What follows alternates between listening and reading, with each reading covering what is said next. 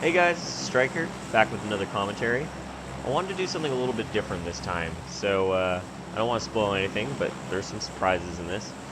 And anyways, so it looks like a little nice little plane line going towards Novo, and it's gonna end like roughly 2 squares away, exactly kind of the distance that's ideal for me. Maybe a little over 2 squares, but that's an easy parachute. So anticipating uncontested loot. Should be a good time looting. I love Novo. If you watch me live, you know I love to go Novo and George pull crates whenever possible. I just like looting the crates. There's a lot of great loot there. It's like as good as military base and even more dense. And there's also the town, the houses, which are really great. So as you can probably tell, it is definitely uncontested. So I'm just gonna skip the looting phase. So I end up with an M16 with a scope. I have a SCAR, and then I hear this plane. Nothing exciting happens until this plane came, and I'm gonna watch it. Try and get out of these crates so I can see where it drops, and it actually drops right towards me, pretty isolated. And if there's a boat, I'm gonna go for it. And people always ask, hey, do you go for crates? Not usually. I said there's very specific situations that I'll go for crates, and that's if I feel like there's a very good chance it's going to be only contested by me, so uncontested basically. And since I do have a boat, I'm going to go for it. I don't think, I have to worry about anyone killing me going for this crate. I was alone in Novo, and I'm definitely the closest person to a boat. If someone else wanted to come, they'd have to come all the way probably from Gibraltar, and I'm definitely going to beat them to it, and sure, they might shoot me, but it's really easy to dodge in the water, and it's going to be really far away. So I'm going to go for it.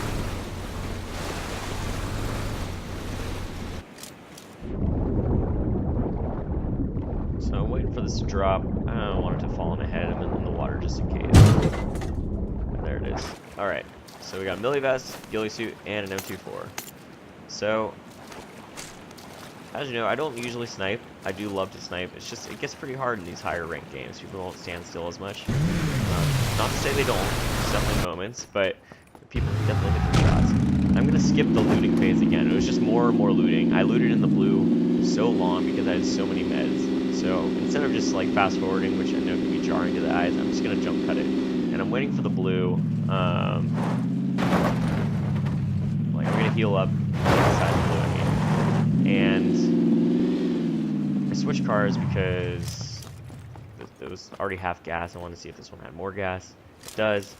So now I'm just kind of waiting for the blue to move again, because right now it's on the bridge, and there could be bridge campers. Probably not, but there could be. And I would hate to lose this ghillie suit and M24 to a bridge camper. So I've got really great loot because I free looted Novo. Sorry, like if you haven't seen my looting patterns before, I'm pretty sure a few of my videos have me looting Novo and show my looting patterns, so you can just, but all you have to know is I pretty much looted everything, and I had so many meds that I could loot in the blue for quite some time. And I'm just kind of waiting for this circle to close. I'm going to scout the bridge, see if there's any bridge campers just in case. But I don't see much. I'm just kind of waiting this out. So in the time that I free looted Novo, we're already down to 24 people. I figure by the time I get to the next circle, there's probably going to be 20 alive. So already we have a much better chance of potentially winning this game. We just got to play smart. We have great weapons. As I was saying before, I don't normally snipe, but it's really hard to turn down an M24. I mean, it's not that much better than the Kar 98, but like, when a crate comes to you, and you just gotta say, thanks crate, I'll take the M24. It's a sign. It's a sign that I have to use it. And the bullet velocity is really fast, so it's a little easier to hit things in Kar 98. So I just feel like I have to, and I have the AK on the backup, so. And also, just once in a while, I like to change up. Alright, so circle's about to move. I want to just move kind of with the circle, so not to drive in the blue for too long, and hoping that if there are any bridge campers that I didn't see, that they back off now, because the circle kind of hurts, and I doubt they have the meds to stay alive in it. So we're gonna cross now with the blue circle.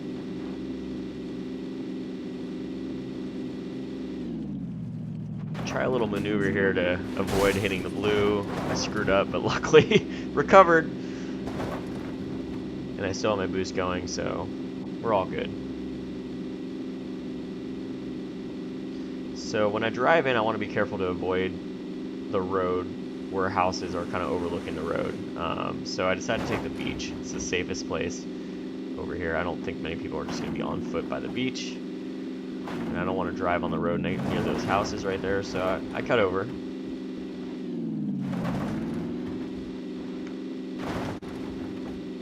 So, I'm driving on the beach. I'm heading to the center of the circle. These two houses that I picked, or I think 3 houses, they're pretty isolated from everything else, which I like. Makes it easier to defend anyone coming in. And probably, you know, not likely to have anyone there, or maybe, you know, maybe one person there. But it's a really good center circle spot, so I'm gonna head over there. Trying to avoid driving near areas that I think, you know, have people that could shoot me out of the car pretty easily. And now I'm headed in. I'm gonna watch this bump. And he starts taking shots at me. So I'm gonna pull around, try and duck for cover and get in this house and maybe heal in the house if he doesn't rush me. So I'm waiting for him. I'm gonna red dot and get ready to kill him. Easy spray down. So I had a huge advantage there because, you know, sure I was hurt a little bit, but he didn't know exactly where I went. He kind of knew I went. I guess he knew I went to the house, but he didn't know where I was in there. And I know exactly where he's coming from, when he's coming, and I can just basically just be ready to shoot. I don't recommend doing what he did in that situation. Maybe he thought he damaged me more than he did, but I mean, it's really risky for him to just rush me like that. And it's just so easy for me to defend myself when I know exactly where he's coming from when he's doing it. So I fast forward a little bit, try to take him out.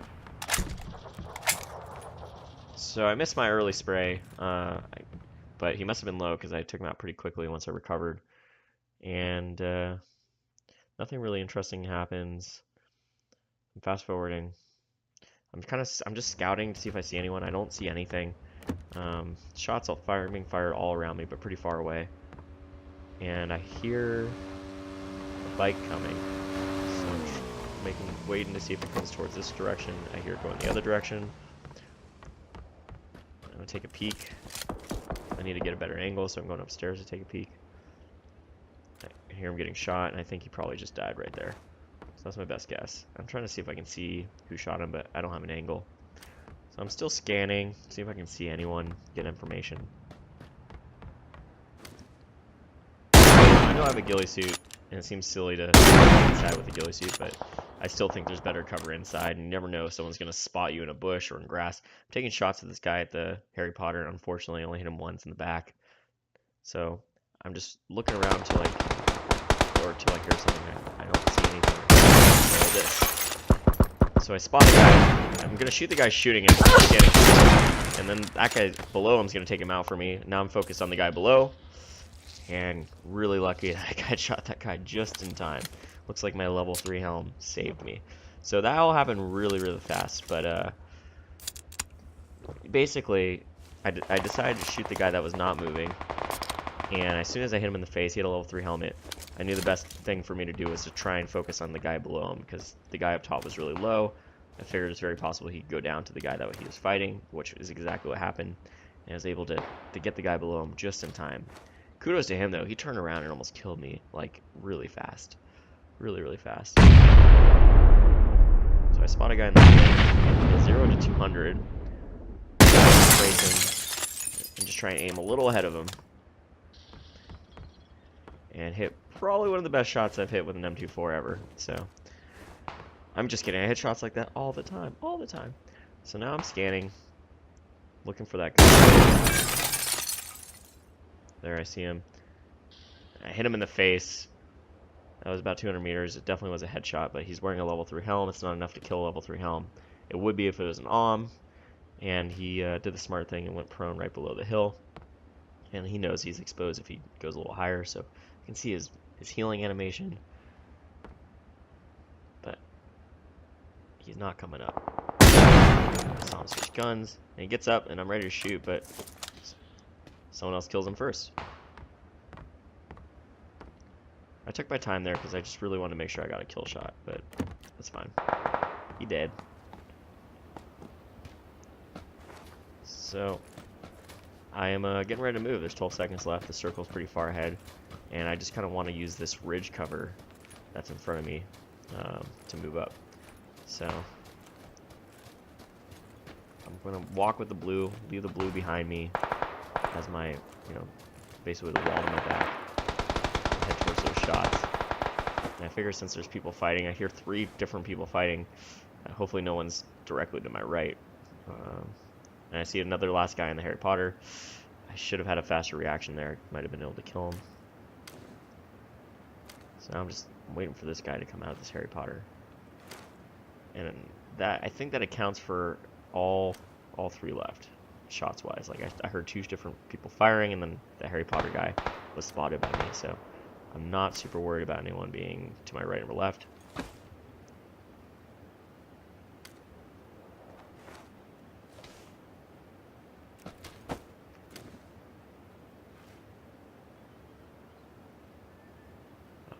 I've just missed him again. Unfortunate.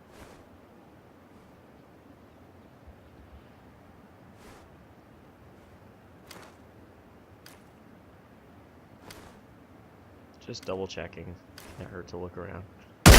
Maybe in game I wasn't completely aware of everyone. So I see this guy healing in the him once. Miss. Get the final kill on him. I think the first shot hit his head, so he was pretty low. Close enough to get ready to move. But I might have missed his head. And I heard the guy get shot in the Harry Potter. I know the last guy was outside the Harry Potter because I could kind of tell the distance with the M4. So I figure he's behind this Harry Potter, and I'm going to move up now.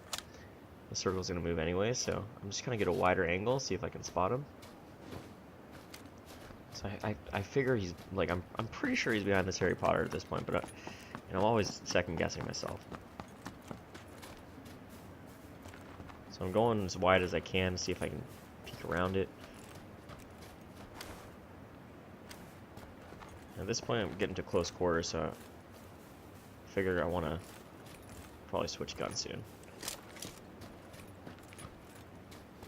I don't see him, and I have to move with the circle, so I switched to close range. Cleared over the ridge, don't see anything. Now I'm like, where did this guy go? So I'm gonna hang out right behind this Harry Potter and see if I can hear something or see him coming from the blue. I honestly didn't know where he went. Just trying to get information now. Nothing in the bush. Kind of paranoid, to be honest. Oh, I hear him in the Harry Potter. Yeah, I missed my spray and I die. That's the surprise, guys. This game was not a win, but I felt like it was a fun and different game. I picked up a sniper rifle, got some good kills with it, and you can see the mistake that I made at the end. I should have deduced that the only place he could have gone was inside the Harry Potter. The door was right directly behind or in front of where he got that kill, and I should have figured he was in there. If I would have just tossed one nade in there, there's nowhere for him to hide. It would have been game over, or he would have rushed out the door, and I would have been able to take him out close range AK. But that's okay. I know you guys are watching some of my best games, right? I only win roughly 25% of my games, so the key to kind of ranking up is to consistently get top 10, and once you kind of hit the top 1,000, you got to really consistently hit top 3, 4. It really helps if you hit rank 1 and win some chicken dinners, but the strategy is not perfect. It's gonna have its fair share of fumbles. You get shot out of a car sometimes. You'll arrive at a house and you won't win the fight. You'll lose some final 1v1s. This was definitely a clear example of a game I could have won, and I just got outplayed. So just remember, get back out there, try again, win some, you lose some, and the more you play, the more hours you get under your belt, the more you'll start to win consistently, or at least get to top 10 consistently. So I hope you enjoyed it. Looking forward to posting more commentary soon, and please subscribe to me on YouTube, subscribe on Twitch. I will be back playing on Twitch. Most of these games that you're seeing happen while I was on stream, so if you like the live commentaries, I do that while I'm streaming live, and that just makes more sense for me to do it on Twitch. and everything that's going on YouTube is recorded after the fact as I kind of watch and analyze and see what I did and what I did wrong. And yeah, I hope you like it, and hope you win some chicken dinners. Take care.